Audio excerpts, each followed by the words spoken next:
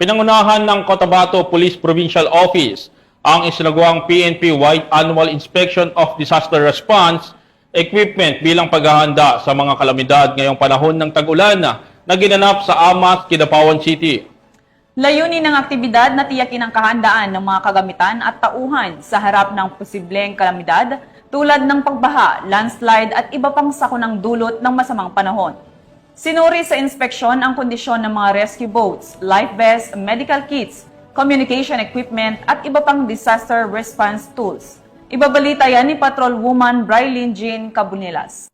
Isang PNP-wide Annual Inspection of Disaster Response Equipment ang isinagawa ng Cotabato Police Provincial Office bilang paghahanda sa mga kalamidad ngayong panahon ng tag-ulan na ginanap sa Amas, Kidapawan City nito lamang ika-17 ng Hunyo 2025. Ang nasabing aktibidad ay pinangunahan ni Police Colonel Gilberto B. Tuzon, Provincial Director ng Cotabato Police Provincial Office, ang pag-inspeksyon sa mga kagamitan kasama ang CPPO squad staff. Kabilang sa mga sinuri ang mga kagamitang search and rescue equipment, ang mga hand tools, digging tools, emergency medical kits, communication devices at iba pa.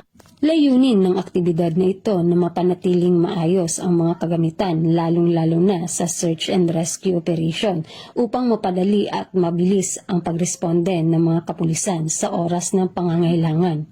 Mula dito sa Regional Office 12, ako po ang inyong PNN correspondent, Patrolwoman Brylin Jean Cabunilas, alagad ng batas, taga-taguyod ng Balitang Pulis.